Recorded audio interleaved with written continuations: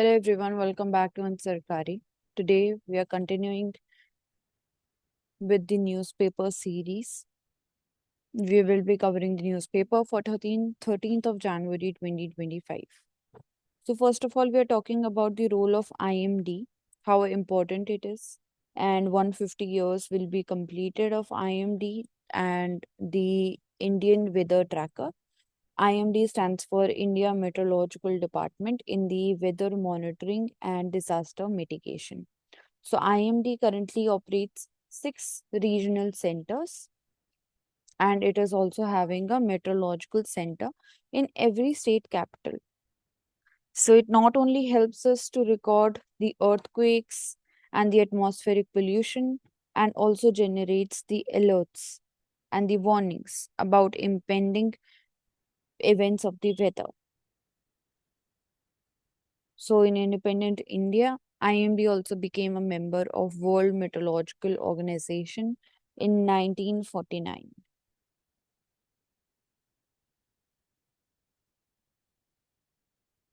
Then energy security of India, it is a key driver and it is projected at $4 trillion rupees, $4 trillion economy by 2027.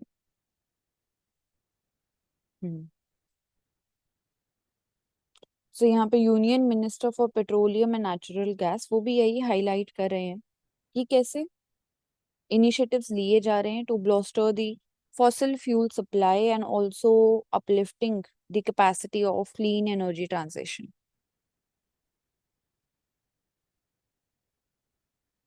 So there is no shortage of fossil fuels in the world, and only a few oil producing and exporting countries they project the fossil fuels as short-lived resources for their own cartelling motives. So India is also having refinery capacity of 5.4 million barrels per day. So oil diplomacy एक keyword हो जाता है यहाँ पे. Energy transition. OPEC, that is Organization of the Petroleum Exporting Countries, that becomes important. Then basically यहाँ पे हम देख सकते हैं कि कितना इम्पोर्टेंट रोल है ऑफ हायर एजुकेशन रिफॉर्म्स. जो यूनिवर्सिटीज हैं उनकी ऑटोनॉमी को मेंटेन करने के लिए that is also on the lines of the new education policy of 2020. It becomes very important the appointment of teachers and promotion of the teachers, academic staff in the in the universities and the colleges, vice chancellors appointments. So उसके अंदर autonomy रहना बहुत ज़्यादा ज़रूरी है. But कहीं ना कहीं हम बोल सकते हैं कि कोलैबोरेशन होना चाहिए between the academic and the industrial sector also, ताकि जो टेक्नोलॉजी है, जो डिमांड है, जो कि इवॉल्व हो रही है, उसके साथ भी हम अपने एजुकेशन सेक्टर को अलाइन कर पाए.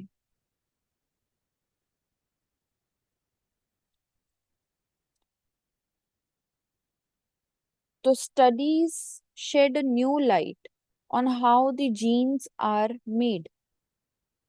So gene research, कैसे duplicate करते हैं genes and how are they evolving.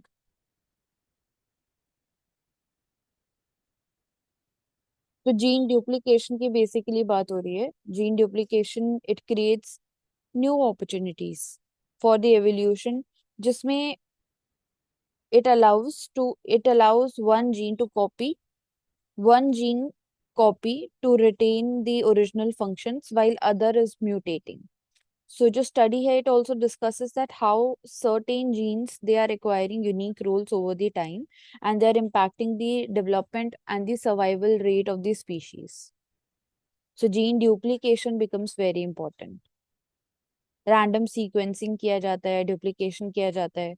तो Japanese American biologist Susumu Ohno in 1970 he proposed the main source of a new gene is gene duplication. तो उनका contribution रहा है इसके अंदर. Human and mice also last shared a common ancestor 75 million years पहले. Then SpaceX, that is the docking experimentation which ISRO is taking forward. तो phases में उसको किया जा रहा है. चेजर एंड टारगेट जो दो सैटेलाइट्स हैं, they were within 3 meters of each other, overcoming the setbacks due to the unexpected drift. So it is also demonstrating India's efforts towards attaining the capabilities for docking, which is essential for setting up a future Indian space station, and it will also establish India among the leaders of the space technology. So SpaceX becomes important. The docking technology is only with US, Russia, and China right now. So India will become the fourth country to accomplish it. Then one shipment from India, how it could make you Elon Musk of Alexandria. So Roman historian जो है वो यहाँ पे state कर रहे हैं, the vast Roman wealth being funneled into India in the exchange of luxury goods which they were taking from India. Ivory, pepper, silk, aromatics. So India जैसे map में भी हम देख सकते हैं कि India exported high value goods जैसे कि pepper, silk and also different nard that is Himalayan perfume ingredient to the Roman Empire. जैसे मैप में भी हम देख सकते हैं कि डिफरेंट ट्रेड रूट्स कैसे कैसे डिफरेंट पोर्ट्स से ऑपरेट करते थे. तो इन a single shipment from India to Alexandria could generate enough wealth for the trader to purchase estates or join the Senate.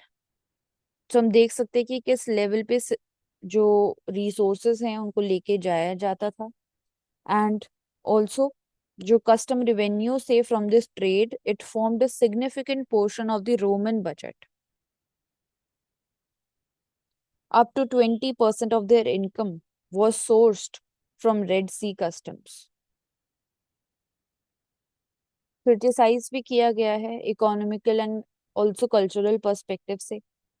जो एम्पायर की वेल्थ थी एक रिच हेरिटेज था, कहीं ना कहीं डिस्ट्रक्शन हुआ उस पे.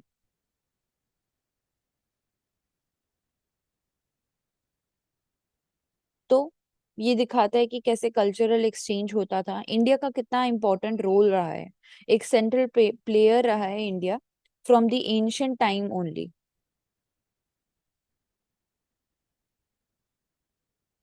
पोर्ट ऑफ मुजीरिस वो भी इंपॉर्टेंट हो जाता है.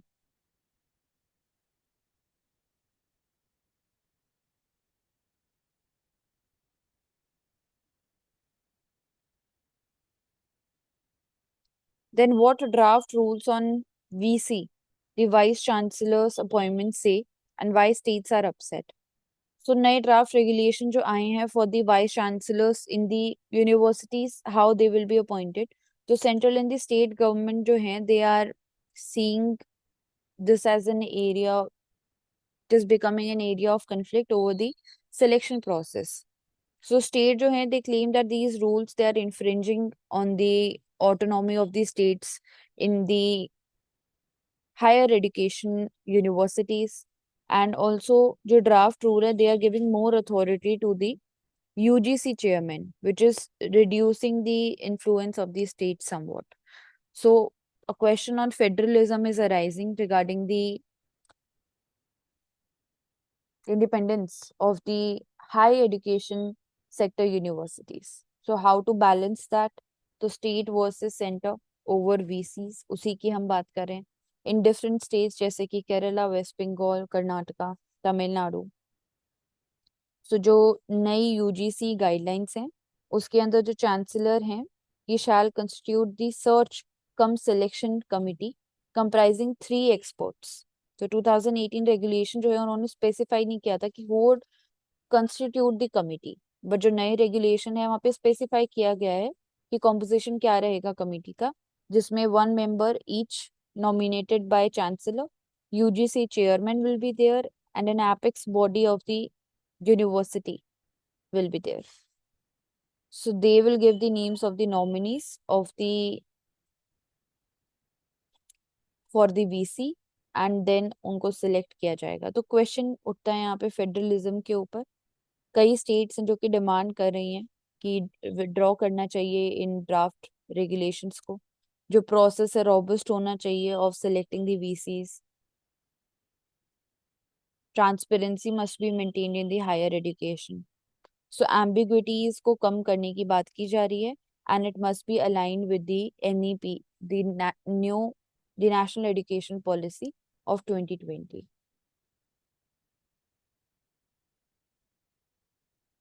तो हम बहुत सारी वीडियोस भी देख रहे हैं of Los Angeles, southern California. हमने देखा कि जो प्लेन्स हैं वो कोई पिंक कलर का केमिकल गिरा रहे हैं वहां पे. तो पिंक फायर रिटार्डेंट क्या है ये? तो कॉम्बैट करने के लिए यूज किया जाता है. कॉम्बैट करने के लिए यूज किया जाता है for the wild Fyers. It is made of ammonium phosphate. And जो फायर का बेसिकली फैलने का रेट है, स्प्रेड होने का रेट है, उसको ये स्लो डाउन करता है. एयरक्राफ्ट से इसको गिराया जाता है over the vegetation cover to create a fire barrier. First check भी इसको बोलते हैं. So ammonium phosphate based slurry इसमें यूज की जाती है. Different salts like ammonium phosphate, polyphosphate, जो कि इवेपोरेट नहीं करते easily like water and longer time के लिए एक्ट करते रहते हैं. पिंक कलर क्यों यूज किया जाता है? ताकि जो फायर फाइटर्स वहां पे काम कर रहे हैं उनको पता चल जाए कि इस एरिया के अंदर ऑलरेडी रिटार्डेंट को गिराया जा चुका है. एंड इसके केमिकल कॉम्पोजिशन की वजह से ही कुछ इन्वायरमेंटल इम्पैक्ट्स को लेके of the pink fire retardant concerns भी उठाए गए हैं. एंड बोला गया है कि एफिकेसी भी इसकी लिमिटेड है इन सर्टेन कंडीशंस. एंड जो अमोनियम फॉस्फेट का प्रेजेंस है, इसी वजह से जो अथॉरिटीज हैं वो कोशिश भी करती हैं कि वाटर बॉडीज से दूर हम इसको यूज करें, क्योंकि जब वाटर में ये डिसॉल्व होता है तो डायरेक्टली मरीन लाइफ को ये इम्पैक्ट करता है. क्योंकि टॉक्सिक मेटल्स होते हैं जैसे कि chromium, cadmium, they can also cause not they are not only impacting the marine life, but they can also cause cancer or kidney, liver diseases in the humans. तो first checks become important tactics में भी जब ऐसे major level पे Fyers हमें देखने को मिल रही है. इवन फायर टॉर्नेडोज हमें देखने को मिल रहे हैं.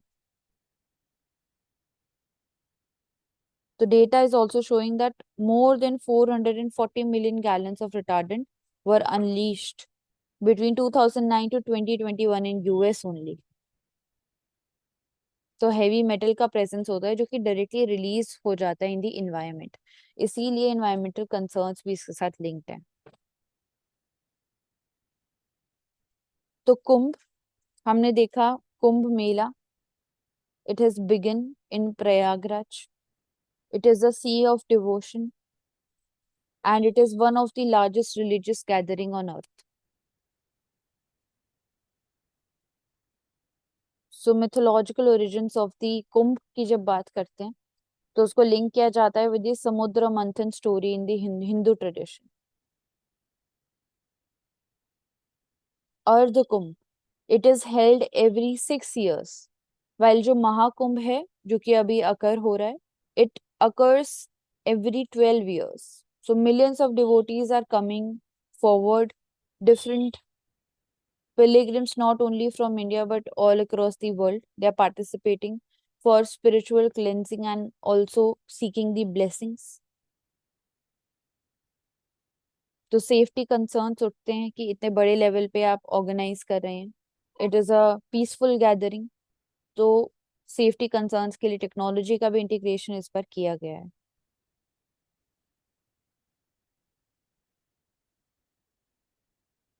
Then renaming the Gulf of Mexico. So basically expansionist ideas हम देख सकते हैं यहाँ पे। Names like America and Mexico, they have deep cultural roots and also colonial history. So पूरा ही जो ये मुद्दा है ऑफ ऑल्सो परचेजिंग और purchasing the regions of Canada and Greenland, it arises the question about regional identity, sovereignty, national interest, also concerns for the geopolitical factors.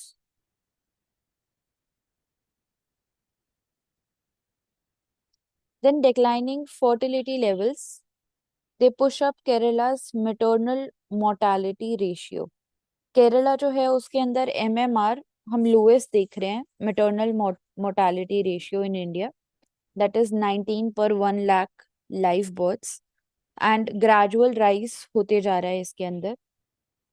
Increase जो है it is not due to more maternal deaths, but it is because of sharp decline in the live births.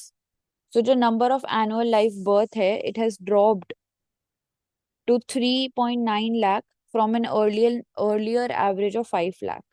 तो इतना बड़ा drastic हम shift देख रहे हैं। तो क्या फैक्टर्स हैं जिसमें हम बोल सकते हैं कि कहीं ना कहीं चैलेंज है ऑफ डिक्लाइनिंग फर्टिलिटी रेट। जो सोसाइटल नॉर्म है, चॉइस जो है ऑफ द अपकमिंग जनरेशन, वो चेंज हो रही है, सोसाइटल नॉर्म्स चेंज हो रहे हैं। Also there is transition in the demographic dividend which Kerala is also scene.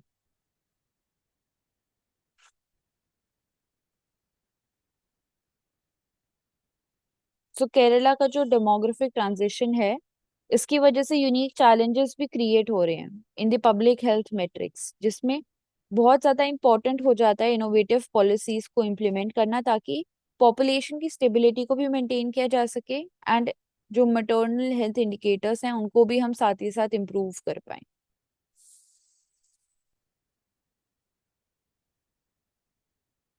Then India's data protection rules.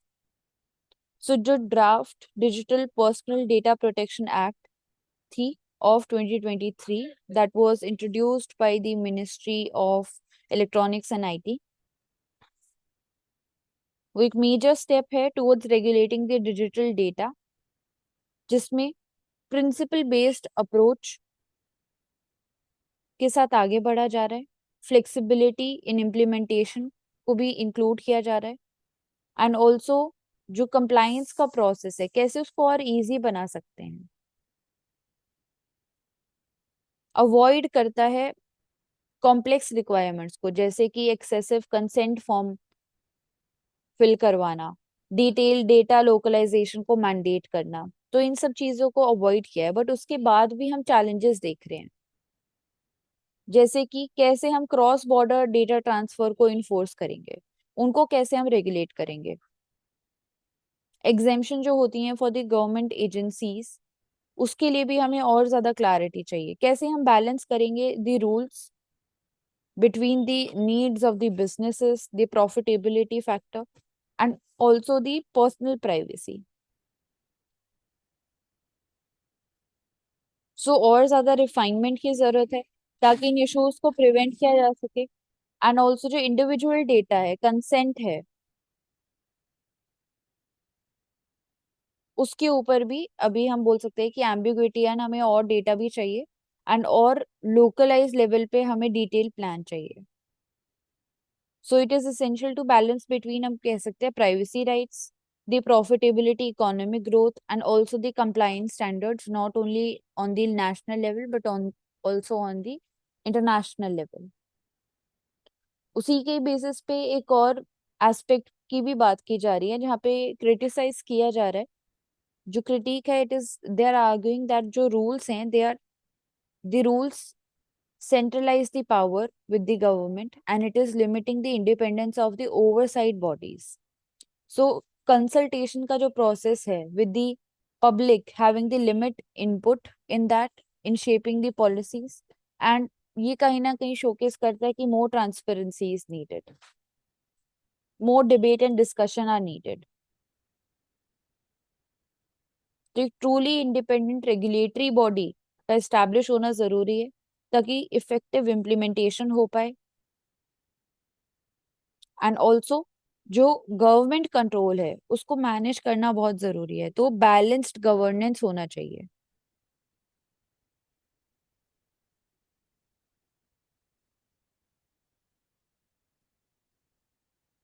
Then next हमने देखा ब्रह्मपुत्र, जो कि एक ट्रांसनेशनल रिवर है, उसके ऊपर डैम बनाने की बात की जा रही है ऑन द ग्रेट बेंड, जो कि हम इधर देख भी सकते हैं ऑन द मैप। तिब्बत के अंदर ब्रह्मपुत्र को यारलंग सैंगपो बोलते हैं। Distance of 50 kilometres in the great bend area of the river. सिर्फ ग्रेट बेंड में ही 50 किलोमीटर्स कवर करता है, जिसके बीच में बेसिकली डैम को कंस्ट्रक्ट किया जाएगा। सो एक और लार्ज स्केल जो सबसे बड़ा डैम कंसिडर भी किया जाता है चाइना का, वर्ल्ड का भी, थ्री जॉर्जेस डैम। उसको लेके भी हमने देखा था कि बहुत सारे कंसर्न्स उठते हैं regarding the seismic sensitive area. कैसे सेस्मिक एक्टिविटीज को भी इन्फ्लुएंस करता है जब इतने लार्ज स्केल लेवल पे हम हाइड्रोलॉजिकल प्रोजेक्ट्स को इम्प्लीमेंट करते हैं। एंड ऑल्सो जो वाटर रिलेटेड चैलेंजेस हो सकते हैं, natural flow of the river है वो तो इम्पैक्ट होता ही है। तो एक्सपर्ट कमिटीज का बैठना जरूरी है, जो कि ट्रांसनेशनल होंगी इन नेचर। जो भी अफेक्टेड रीजन्स हैं, जो भी अफेक्टेड स्टेट्स हैं, अपर रिपेरियन है या लोअर रिपेरियन है, उन सभी का इंक्लूड होना जरूरी है।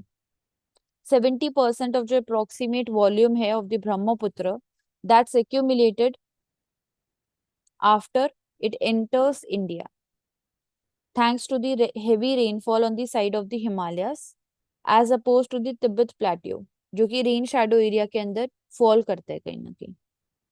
तो रेनफॉल का कितना बड़ा इम्पैक्ट है। साथ ही साथ हम बोल सकते हैं कि आने वाले टाइम में जो क्लाइमेट चेंज है उसका इम्पैक्ट भी इंटेंसिफाई होने वाला है। तो क्या उसके साथ climate change coupled with such a large dam on the great bend, तो वो कैसे पूरे ही वाटर सिनेरियो को इम्पैक्ट करेगा, वो एक सीरियस कंसर्न हो सकता है जो डाउन स्ट्रीम रीजन्स हैं उनके लिए। इकोलॉजिकल रिस्क है of the earthquakes of even 6.8 magnitude, Tibet के अंदर रिसेंटली भी हमने देखा। तो वो कितना इम्पैक्ट कर सकता है, किस लेवल तक, ऐसे मेगा इंफ्रास्ट्रक्चरल प्रोजेक्ट्स को, जब हम ऑलरेडी इको सेंसिटिव रीजन के अंदर इतने बड़े लेवल पे प्रोजेक्ट्स बनाएंगे। तो वो भी एक कंसर्न है इंडिया के लिए भी।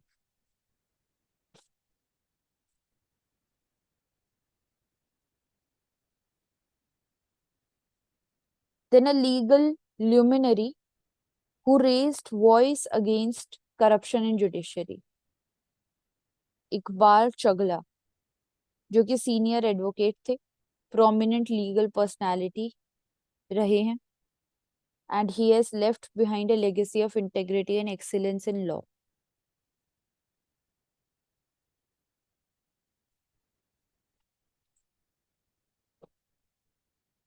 So he was also former president of Bombay Bar Association, respected for his legal acumen, contribution in fighting against corruption in the judiciary। High profile cases पे उन्होंने काम किया है, legal battles concerning real estate, corporate dispute, for example Nestle's Maggi ban, and also issues involving prominent companies, real estate in Worli. He is known for his adherence to the ethical standards and also उनकी straight forward.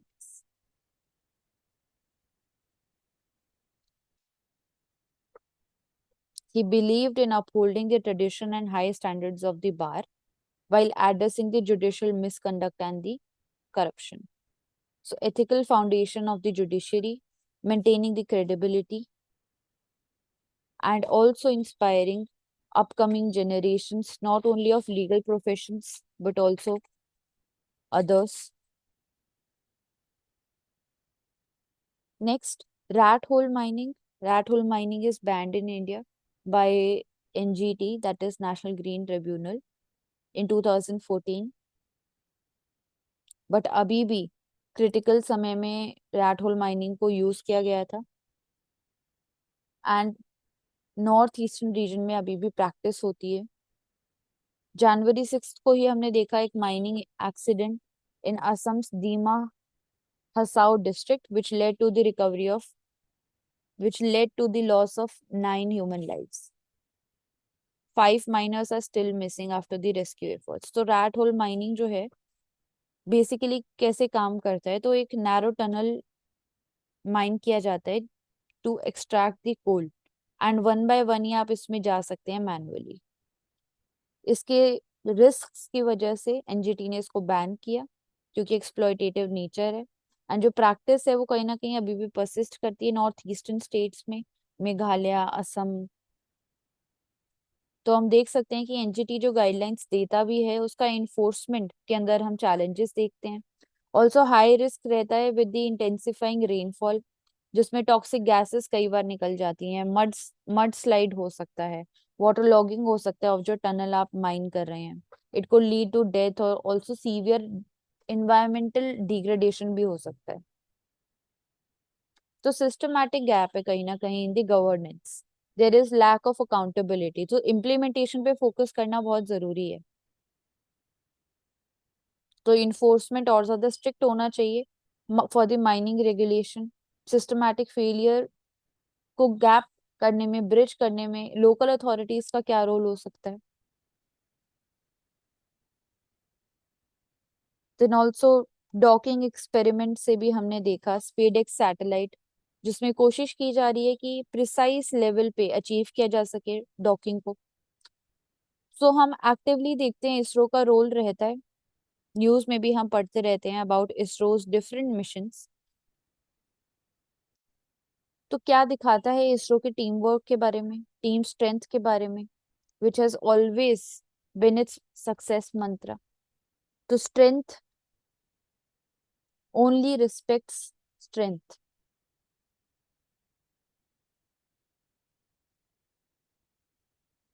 So different missions की तैयारी भी की जा रही है, जैसे Gaganyaan mission, important Venus mission, development of next generation launchers which are capable of placing 30,000 kgs in low Earth orbit, first module of space station development। Private industry का भी हम देख रहे हैं कि रोल बढ़ते जा रहा है। तो ISRO is now working shoulder to shoulder with world class agencies, major agencies like NASA. We are also working on next generation launch vehicles, NGLV, in which liquid oxygen methane propulsion system will be used.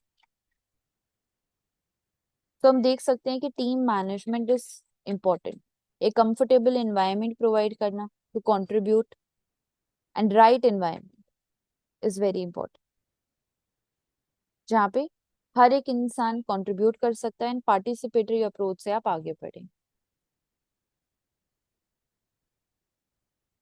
So should voters ID be linked with Aadhaar, recently भी हमने बात किया था for linking the voter ID cards with the Aadhaar number, ताकि accuracy of the electoral roll जो है उसको हम बढ़ा पाए। राइट टू वोट, जो कि कॉन्स्टिट्यूशनल राइट है, it is declared by the supreme court in various cases, basic structure of the constitution का पार्ट माना जाता है। Fair election, they cannot be construct they cannot be constricted through legislative action. तो objective basically है कि जो duplication होता है, जो फ्रॉडलेंट वोटर आईडीज हैं, उसको हम एलिमिनेट कर पाए, इंश्योर कर पाए कि अपडेटेड रहे electoral roll and also clean रहे। तो 2018 में पुट्टास्वामी जजमेंट हमने देखा ऑफ द सुप्रीम कोर्ट, जहां पे कोर्ट ने भी अपहेल्ड किया that privacy is a fundamental right. जब हम आधार का यूज करेंगे तो कहीं ना कहीं डेटा प्राइवेसी कंसर्न्स उठेंगे उसके साथ। एंड आधार का जो यूज है, it was also restricted to welfare schemes only, जो पैन सिस्टम है वो भी। तो कहीं ना कहीं कंसर्न रेज करता है about it's linkage with the voter ID, and क्या आधार से गारंटीड हम ड्यूप्लीकेशन एंड फ्रॉडलेंट आईडीज को रोक पाएंगे। डेटा मिसयूज का पोटेंशियल है, प्राइवेसी ब्रीच हो सकता है, एक्सक्लूजन हो सकता है due to errors in the Aadhaar card data only. So क्या ये सबसे एफिशिएंट तरीका है to curb the electoral fraud and duplication, and क्या हमें इसको मैंडेटरी कर देना चाहिए? तो वो भी एक क्वेश्चन उठाता है यहाँ पे, ना कि सिर्फ इम्प्लीमेंटेशन चैलेंजेस के ऊपर, बल्कि एक्सक्लूजन जो कि आधार डेटा में ही हम देख सकते हैं, प्राइवेसी कंसर्न्स भी यहाँ पे उठाए जा रहे हैं। उसके बाद एआई का रोल हम देखते जा रहे हैं कि सोसाइटी के अंदर बढ़ रहा है, मशीन लर्निंग को हम और डिफरेंट एरियाज में इम्प्लीमेंट कर रहे हैं। तो हम हमेशा बात करते हैं LLM, that is large language model, जो कि बड़े स्केल पे डेटा उठाता है एंड देन उसको ट्रेन करता है for a specific task, and उस पूरे ही प्रोजेक्ट को हम इम्प्लीमेंट करते हैं। वर्सेटाइल होता है, एक्सटेंसिव डेटा उठाता है, तो एक्सटेंसिव डेटा उठाने के साथ साथ रिसोर्सेज भी ज्यादा चाहिए, ट्रेनिंग भी ज्यादा चाहिए, एंड ऑल्सो एनर्जी भी ज्यादा कंज्यूम करता है। तो उसी के एक ऑल्टरनेटिव लोकलाइज लेवल पे हम बात करते हैं एसएलएम की, स्मॉल लैंग्वेज मॉडल, जो कि कॉस्ट इफेक्टिव है। It also requires less computational power, क्योंकि डेटा हम लेस उठा रहे हैं, तो लोकलाइज डेटा सेट हम उठाते हैं इसके अंदर, एंड फोकस्ड ट्रेनिंग की जाती है। इस वजह से बोला जा रहा है कि एलएलएम से ज्यादा एफिशिएंट है एंड ऑल्सो ज्यादा बजट फ्रेंडली है, तो लाइट वेट होता है। ऑल्सो डिफरेंट आइडियल इंडस्ट्रीज जहाँ पे लिमिटेड या स्पेशलाइज्ड ट्रेन मॉडल चाहिए होता है, वहां पे हम इसको यूज कर सकते हैं। तो डोमेन स्पेसिफिक कंटेंट जनरेशन में हम यूज कर सकते हैं, बट चैलेंजेस भी हैं, क्योंकि उतना ज्यादा फ्लेक्सिबल नहीं है as compare to the LLM. Struggle है कुछ टास्क को लेके, जैसे इट इज रिक्वायरिंग वास्ट, ऐसे टास्क है जिसमें डाइवर्स ओपिनियन चाहिए, वास्ट नॉलेज चाहिए, तो उसके लिए SLM optimal optimally basically perform नहीं कर पाएगा। तो हम बोल सकते हैं कि एक affordable and domain specific alternative है of LLM.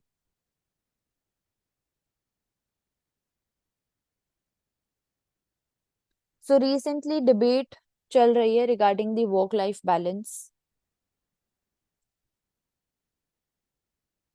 A statement by the chairman of L&T, SN Subramaniam.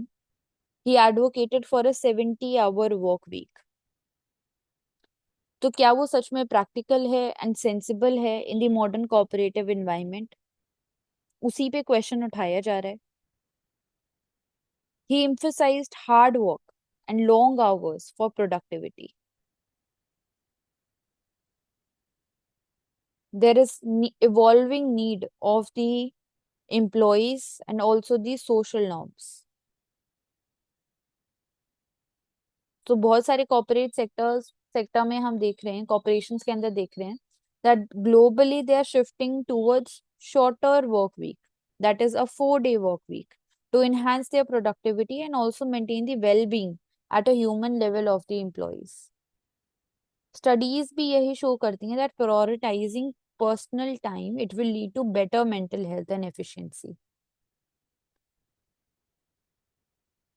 High ranking executive जो होते हैं, बेसिकली जो कॉर्पोरेट एलीट होते हैं, they often enjoy perks which are not available for the normal employees, जैसे कि bonuses या फिर domestic help, that makes the long hours manageable also. So क्या इंसेंटिव हम प्रोवाइड कर रहे हैं फॉर द एम्प्लॉयज कि लॉन्ग आवर्स को प्रमोट किया जाए? ऑर्डिनरी वर्कर्स जो हैं they lack such privileges, and कहीं ना कहीं लॉन्ग वर्किंग वीक से हम बोल सकते हैं कि स्ट्रेस एंड इम्बैलेंस ऐड होगा उनकी लाइफ में। ग्लोबल एग्जाम्पल भी लिया गया, कंपेयर किया गया चाइना से, जहाँ पे वर्कर्स जो हैं in specified industries they are reported to work excessively, जिसकी वजह से वहां पे भी प्रोटेस्ट देखे गए एंड ऑल्सो डिस्कशन देखा गया on the labour rights. So nearly 49% of the employees globally they experience work related stress alone in 2022।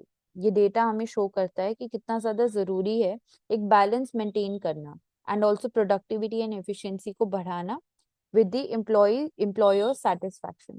So sustainable growth must be the goal. Then what went wrong with the gold import figures and why revision is crucial before the budget? So sudden surge हमने देखा in the gold imports in 2023, क्योंकि कहीं ना कहीं जो data है वो miss report किया गया। तो ये कंसर्न भी उठाता है over the trade policy and also physical management. So data बोल सकते हैं कि कितना ज्यादा क्रूशियल है, किस तरीके से हर चीज को वो इम्पैक्ट कर सकता है, आगे आने वाले पॉलिसी डिसीजंस को डायरेक्टली इम्पैक्ट कर सकता है। So misreported figures they also led to incorrect assessment of the trade deficits and also the gold imports. So technology जो कि एक डबल एज स्वॉर्ड की तरह यहाँ पे काम कर सकती है, वो हम देख रहे हैं कि किस तरीके से वो इम्पैक्ट करती है।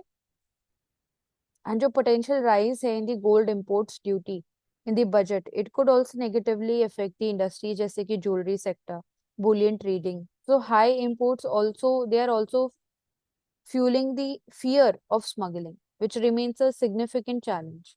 ना कि सिर्फ ग्लोबल फैक्टर्स लिंक्ड है बल्कि ग्लोबल और डोमेस्टिक लेवल दोनों ही फैक्टर्स लिंक्ड है।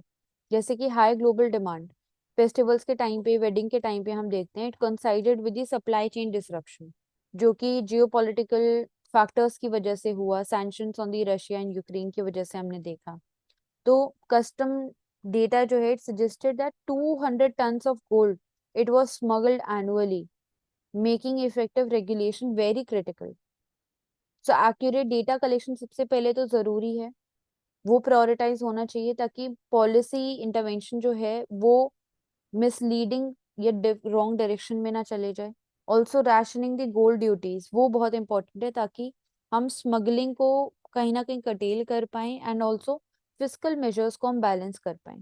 तो GS3 economy, trade policy, physical management, also G technologies role, data accuracy, that becomes important. Then government also invites Musk. So EV sector, electric vehicles को हम promote कर रहे हैं India के अंदर। डिफरेंट पेयर्स हैं जैसे कि टाटा, जो कि कहीं ना कहीं लीडिंग है इंडिया के अंदर डोमेस्टिक लेवल पे। सो Elon Musk, CEO of Tesla and other global and domestic electric vehicles, तो उनके साथ high level policy discussion conduct किया जा रहा है, मैन्युफैक्चरिंग को पुश किया जाएगा।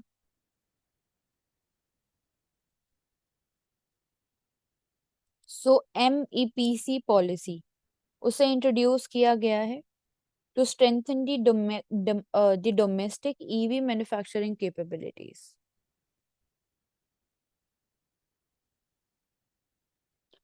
कैसे लोकलाइज मैन्युफैक्चरिंग को हम प्रमोट करेंगे and also we will bolster the supply chain through incentives.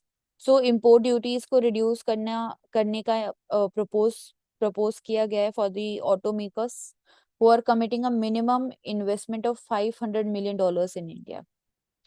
DVA, that is domestic value addition, companies who are achieving 25% of DVA within 3 years and 50% by the fifth year, they are eligible. And also import taxes जो EVs के ऊपर लगता है, they are priced above $35,000 and it is reduced to 15% from the current 70 to 100%. So concern भी कुछ raise किए गए by the global automakers. DVA calculation methodology को लेके प्री एग्जिस्टिंग इन्वेस्टमेंट को एक्सक्लूजन जो है वो एक कंसर्न उठा है। VinFast, which is also investing $500 million in Tamil Nadu, it also expressed its concerns or reservation about the proposed criteria. The strict